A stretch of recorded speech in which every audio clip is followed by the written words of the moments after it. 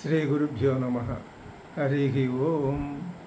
శ్రుతిస్మృతిపురాణానామాలయం కరుణాలయం నమామి భగవత్పాద శంకరం లోకశంకరం. ఓం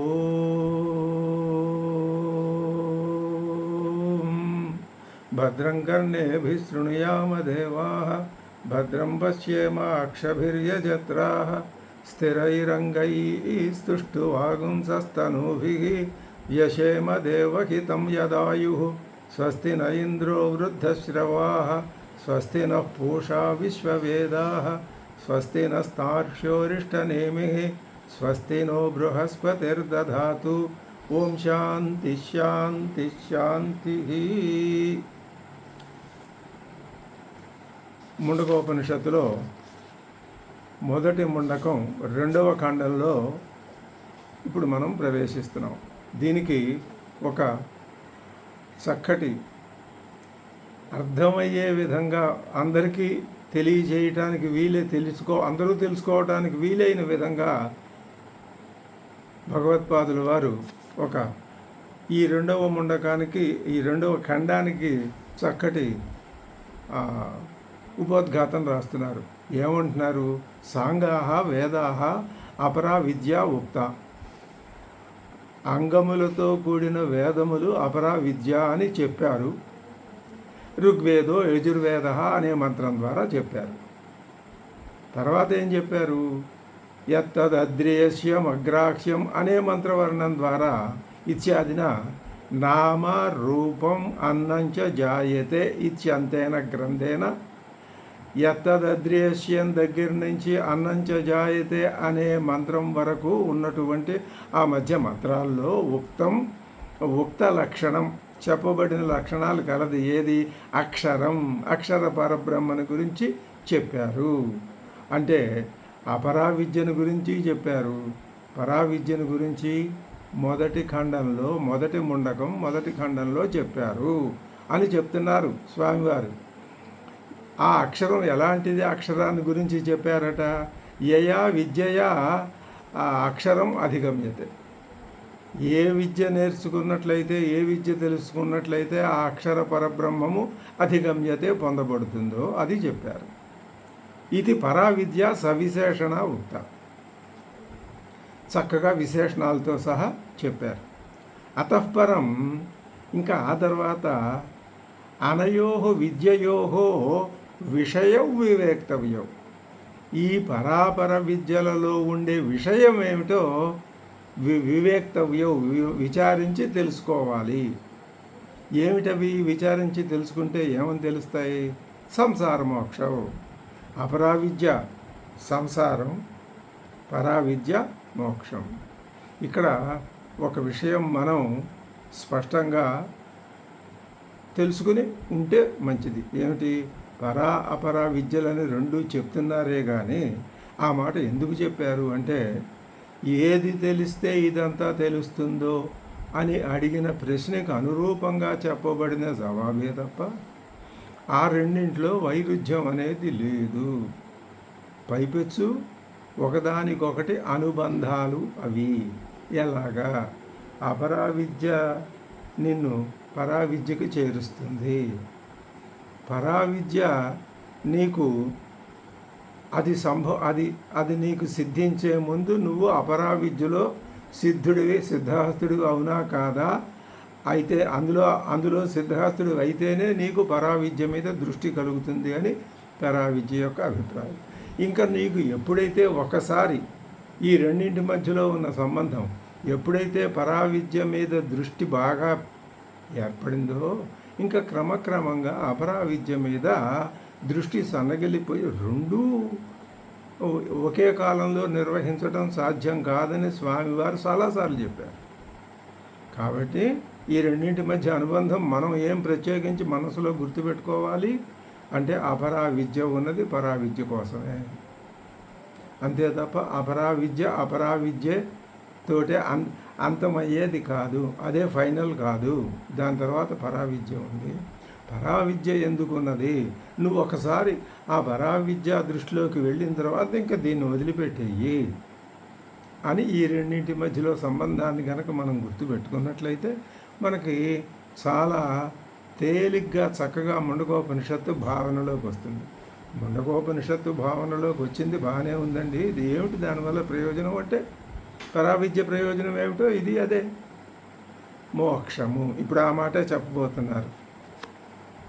అంటే ఆ మాట చెప్పబోతున్నారు అంటే ముందు పరావిద్య యొక్క పద్ధతి ఏమిటో చెప్తున్నారు. సరే చెప్పి సంసార మోక్ష ఇది ఉత్తరో గ్రంథ ఆరభ్యతే.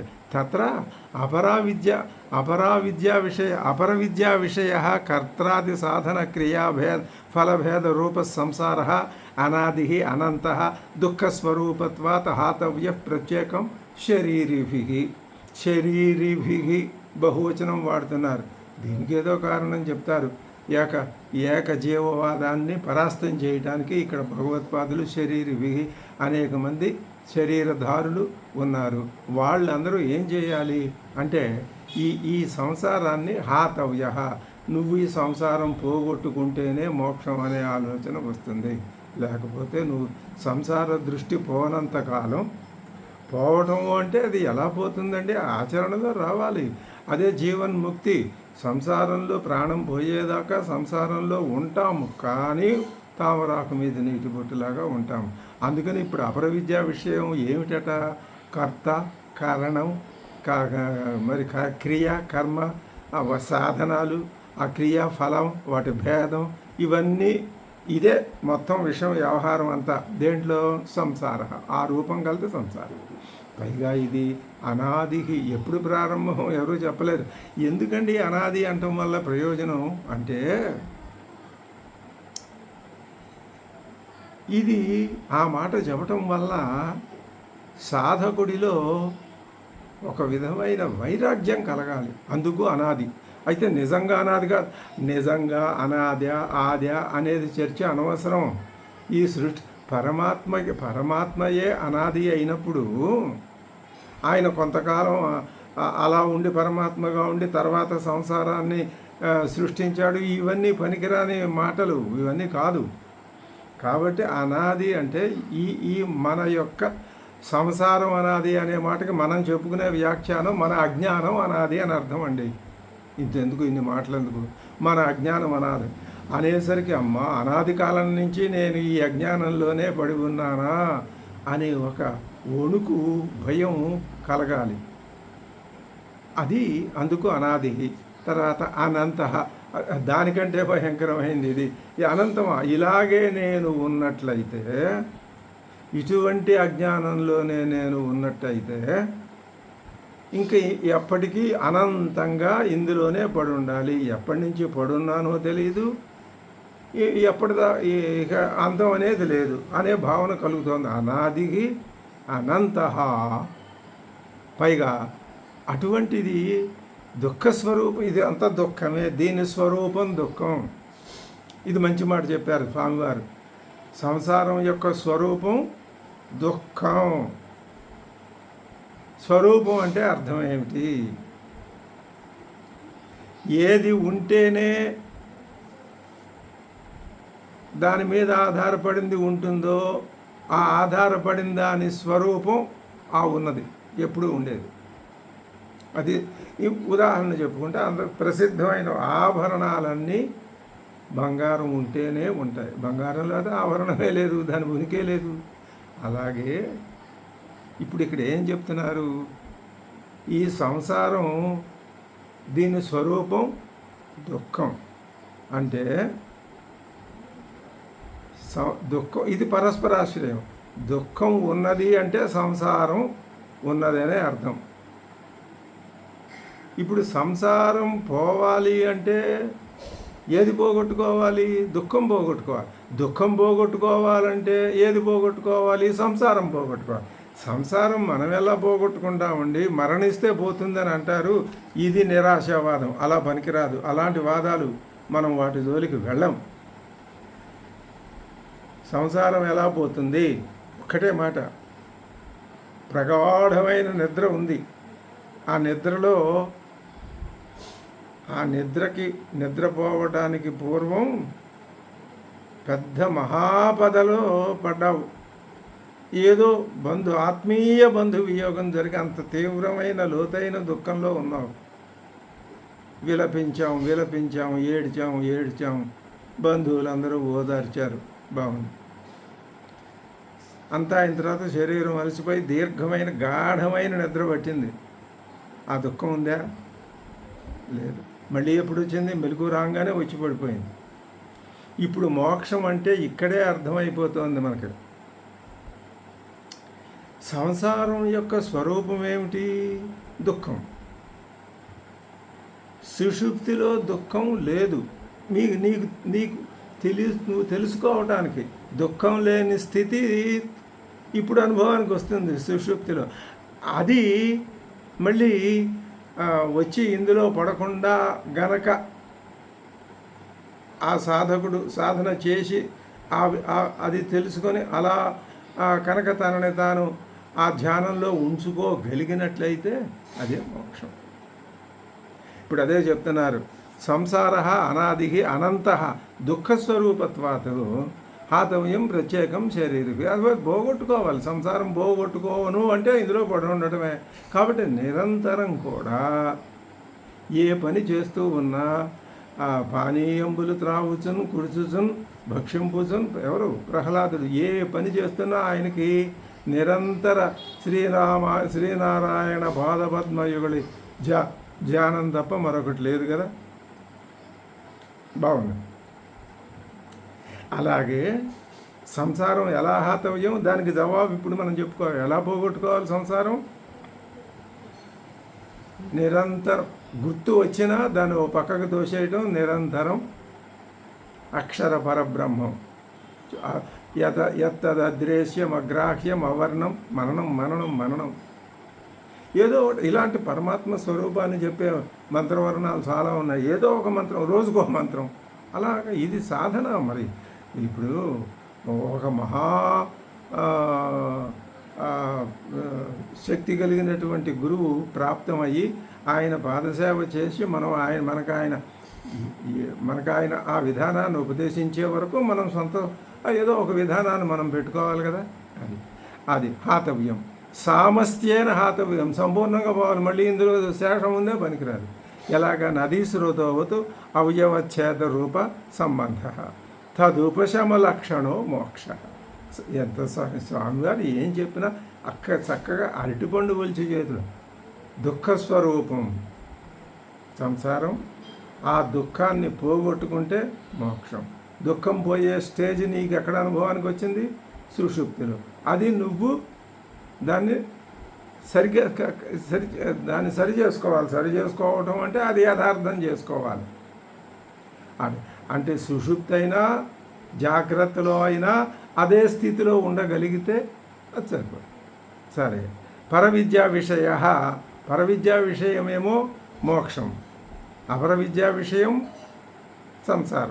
సంసారం అంటే దుఃఖస్వరూపం. ఇది అలాంటిది. పరవిద్యా విషయం అనాది అనంతమే.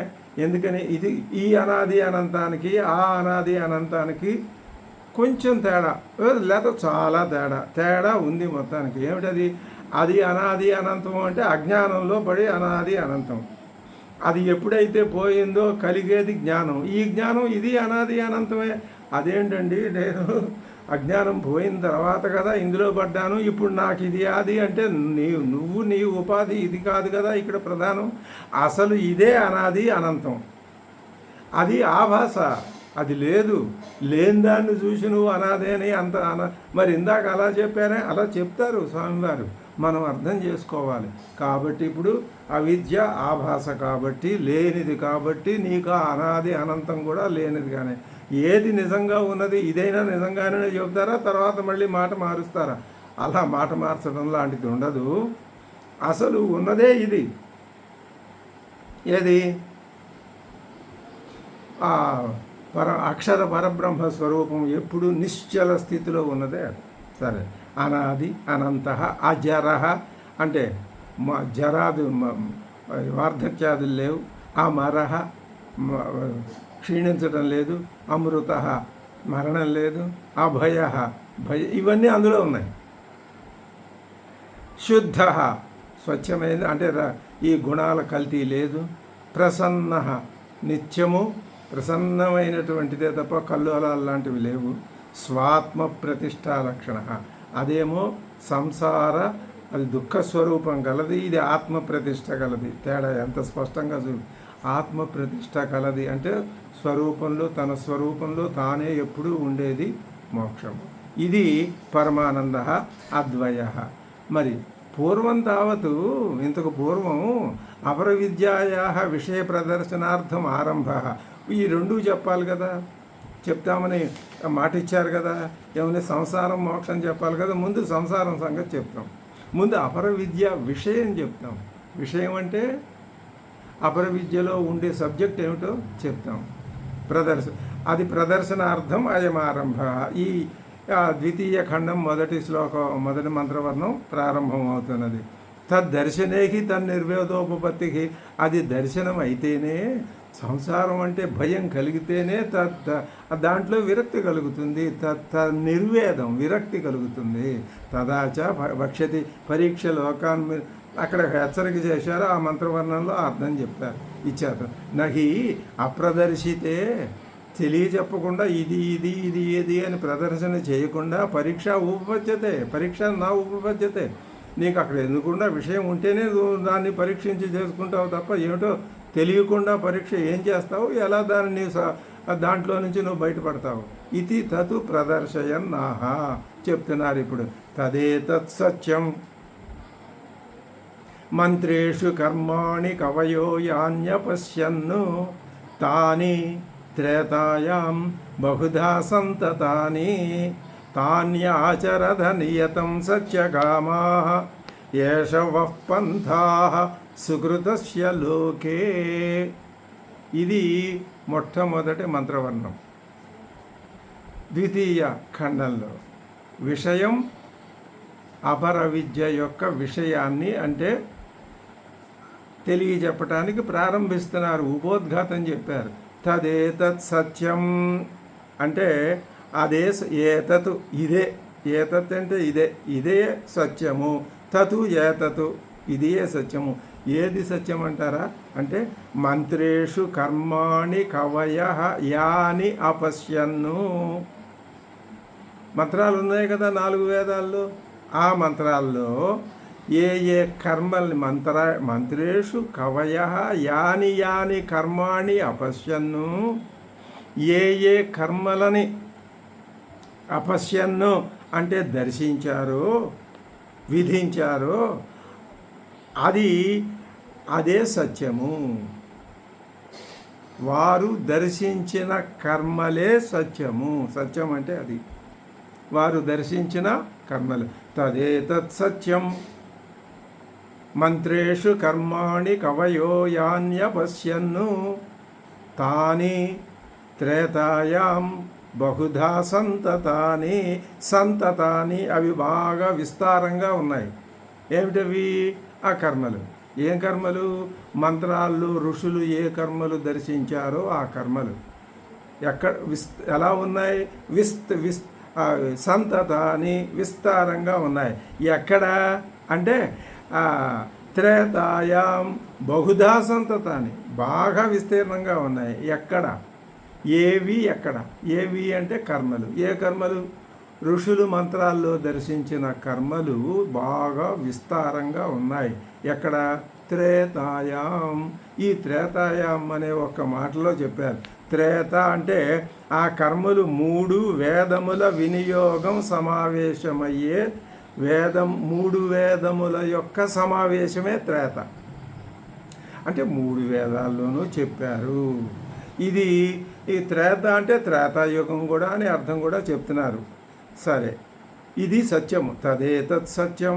ఈ సత్యము బాగా ఇప్పుడు ఎందుకండి ఈ మాటలు మాకు చెప్పారు అంటే తాన్య ఆచరధ, అది విషయం.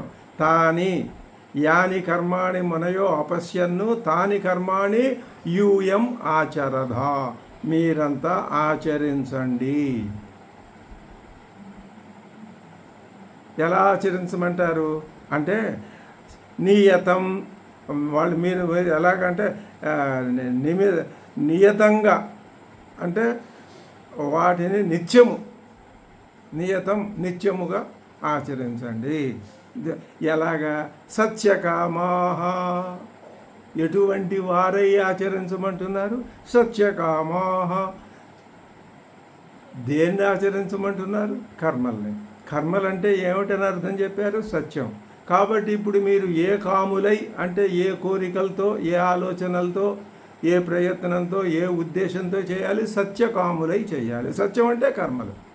అంటే కర్మల్ని పూర్తి ఫలితం పొందాలనే ఉద్దేశంతో మీరు తాన్యాచరధ. ఇప్పుడు ఏం చెప్పింది మంత్రవర్ణం అంటే సత్యం అంటే ఏమిటో చెప్పి ఆ సత్యకాములై మీరు ఆ సత్యాన్ని ఆచరించండి అని చెప్పింది. సత్యం అంటే ఏమిటి? యాని కర్మాణి ఋషులు దర్శించారు అది అని చెప్పారు. బాగానే ఉంది. ఇలా చేస్తే ఏమిటండి ఫలితం? ఏషవః పంథాః సుకృతస్య లోకే. ఇది మీకు లోకే అంటే ఇక్కడ లోకం ప్రపంచం అని అర్థం కాదు. ఇది కర్మఫలం నిమిత్తంగా కర్మఫలం పొందడానికి నిమిత్తం. లోకే సప్తమి, నిమిత్తార్థంలో సప్తమి చెప్పారు. అంటే స్వయంగా నిర్వర్తించబడిన కర్మ యొక్క ఫలం అదే, ఆ ఫలమే మీకు దారి. అంటే అర్థం ఏమిటనమాట? కర్మలని ఆచరించండి స్పష్టంగా చెప్పారు. అంతకు తప్ప మీకు మార్గం లేదు. ఈ కర్మలు మీరు సత్యకాములై గనక ఆచరించినట్లయితే మిమ్మల్ని పరవిద్యకి తీసుకెడతాయి. ఇది అద్భుతమైన విషయం కదా. ఇది మనం సమన్వయమే తప్ప వేరేగా చెప్పుకోవటానికి లేదు. తదేతత్ సత్యం మంత్రేషు కర్మాణి కవయో యాన్యపశ్యన్ను తాని త్రేతాయాం బహుధా సంతతాని తాన్యాచరధ నియతం సత్యకామాః ఏషవః పంథాః సుకృతస్య. మీ సుకృతస్య చక్కగా నిర్వహింపబడిన కర్మ యొక్క పంథాః మార్గము లోకే అంటే మీ యొక్క ఆచరణలో ఇది మీకు దారి. ఇప్పుడు చెప్తున్నారు స్వామివారు, తతు ఏతతు సత్యం అంటే అర్థం అవితథం.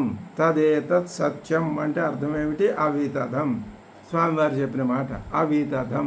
అవితథం అంటే తథా అంటే అలాగే, అక్కడ ఏది ఉందో ఇక్కడ అలాగే, అది తథా.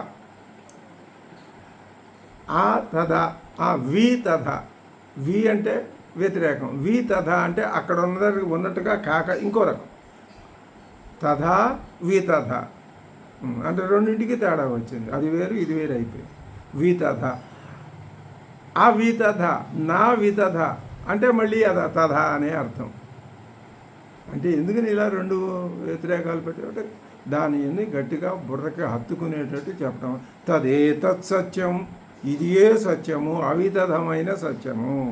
ఇయది సత్యము అంటే ఎలా కనబడిందో అలా లేనిది కాదు, అలా ఉన్నదే. అది ఏమిటది అంటే కింతతు, అది ఏమిటి అంటే మంత్రేషు కర్మాణి యాని అపశ్యన్ను, అది సత్యం, అవితథమైన సత్యం. మంత్రేషు అంటే అర్థం చెప్తున్నారు, ఋగ్వేదాద్యేషు కర్మాణి, మంత్రేషు కర్మాణి, కర్మలను, ఏ కర్మలు? అగ్నిహోత్రాదీని మంత్రైరేవ ప్రకాశితాని, అగ్నిహోత్రాది కర్మలు మంత్రముల చేత చెప్పబడినవి.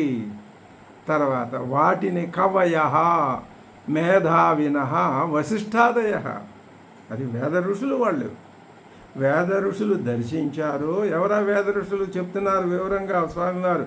వశిష్ఠాదయః, వశిష్ఠుడు మొదలైన వేద ఋషులు చెప్పారు. యాని అపశ్యను దృష్టవంతః, చూశారు.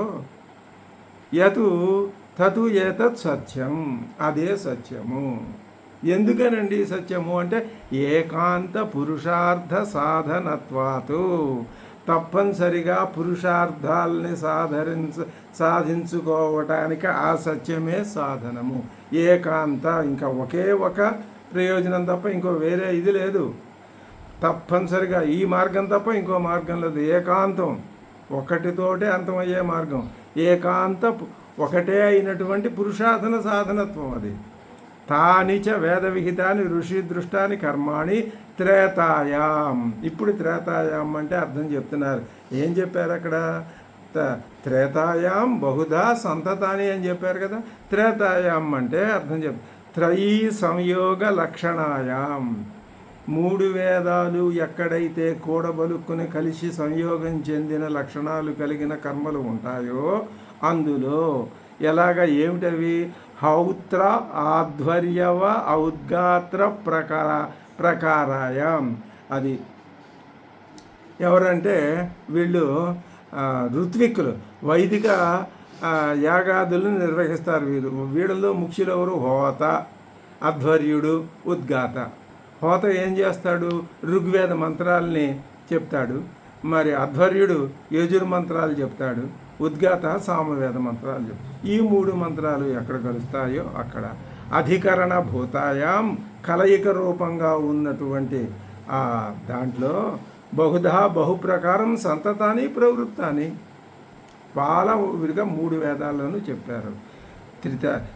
త్రేతాయాం వా అంటే అది మీరు 3 వేదాల్లోనూ చెప్పేదని అర్థం తీసుకోకపోయినా త్రేతాయుగంలోనైనా అని చెప్పుకోండి, అక్కడ కూడా కలిసి వస్తుంది. సరే, బాగానే. యూయం మీరు అందువల్ల మీరేం చేస్తారు? తాని ఆచరధా, తాని ఆ కర్మల్ని ఆచరధా నిర్వర్తయత నిర్వర్తించండి. ఎలాగా? నియతం నిత్యం, నియతం ప్రతినిత్యం, నాగాలు లేకుండా వాయిదాలు లేకుండా ఏది జరిగినా అంటే అక్కడ ఏ రోజుల్లో ఏవే మినహాయింపులు ఏవి ఇచ్చారో ఆ మంత్రాలే చెప్తాయి. వాటి ప్రకారమే ఆచరించండి. ఎవరు ఎటువంటి వాళ్ళమై ఆచరించాలి? మీరు ఒక్క మంత్రవచనంలో ఎన్ని రకాల ఆ దృక్పథాలు చూపిస్తున్నారో అది చూస్తే మనకు ఆశ్చర్యం కలుగుతుందన్నమాట. ఏమన్నారు? సత్యకామాః అంటే యథాభూత కర్మఫల కామాః అంటే యథాభూత కర్మఫల కామాః. ఆ ఫలం ఎలా ఉంటే అలాగా, అక్కడ ఏ ఫలం చెప్పబడితే ఆ ఫలాన్ని కోరుకునేటట్లుగా సత్యకామాః సంతః మీరు ఆచరణలో పెట్టుకోండి. ఏషః ఇదియే వహ యుష్మాకం మీకు పంథాః మార్గః. ఇదే మీకు మార్గం, ఏకాంత మార్గం, మరొక మార్గం లేదు. సుకృతస్య స్వయం నిర్వర్తితస్య కర్మణః లోకే అంటే మీరు ఏం చేస్తున్నారు? స్వయం నిర్వర్తితస్య మీరు స్వయంగా నిర్వర్తించబడే కర్మ యొక్క లోకంలో, ఆ కర్మల లోకంలో అంటే ఫలం నిమిత్తంగా ఇదే మీకు మార్గం. కర్మణః లోకే ఫలనిమిత్తంగా ఇదే మీకు లోకం. ఇంకా లోకం ఆ ప్రపంచం. అది దానికి చెప్తున్నారు. లోకం అంటే అర్థం లోక్యతే దృశ్యతే భుజ్యతే ఇది కర్మఫలం లోక అంటే కర్మఫలం. అంటే మామూలు స్థాయిలో చెప్పట్లేదు ఈ మంత్రం తన అర్థాన్ని. సత్యం అంటే అర్థాన్ని, కర్మలంటే అర్థాన్ని. ఇది మానవుణ్ణి ఆచరణ విధానంలో ఒక ఉన్నతోన్నత దశకు తీసుకువెళ్ళి అక్కడి నుంచి ప్రారంభం చేసి వెళ్ళమని చెప్తున్నది. దానికంటే కింద అధమ స్థాయిలో లక్షలాది ఉన్నాయి. వాటిని గురించి ఆ స్థాయి జీవితాన్ని, అది పశుప్రాయమైన జీవితాన్ని గురించి ఇక్కడ ముచ్చటించటం లేదు ఉపనిషత్తు. చాలా జ్ఞానమయమైనటువంటి విధానాన్ని ఇక్కడ చెప్పి అక్కడి నుంచి ప్రారంభించి చెప్తున్నది. లోక్యతే దృశ్యతే భుజ్యతే ఇది కర్మఫలం లోకః ఉచ్యతే. తదర్థం అంటే తత్ప్రాప్తయే ఏషః మార్గః ఇత్యర్థః. ఆ కర్మఫలాన్ని పొందడానికి ఇదే మార్గం తప్ప మరొకటి లేదు. ఏతాని ఈ అగ్నిహోత్రాదీని త్రయ్యాం విహితాని ఈ 3 వేదాల్లోనూ విధింపబడినటువంటి అగ్నిహోత్రాదులైన ఆ కర్మలు ఉన్నాయే కర్మాణి అవి తాని ఏషః పంథాః అవశ్య ఫలప్రాప్తి సాధనం. ఇదే ఈ కర్మలే ఫలప్రాప్తికి సాధనములు. ధర్మార్థకామ తద్వారా సంస్కారం కలిగి అప్పుడు ఈ 3 మెట్లని ఆధారం చేసుకుని అప్పుడు 4వ మెట్టు మోక్షానికి. ఇది అర్థ. కాబట్టి ఇప్పుడు ఏం చెప్పారు? తదేతత్ సత్యం మంత్రేషు కర్మాణి కవయో యాన్యపశ్యన్ను తాని త్రేతాయాం బహుధా సంతతాని తాన్యాచరద నియతం సత్యకామాః ఏష వః పంథాః సుకృతస్య లోకే.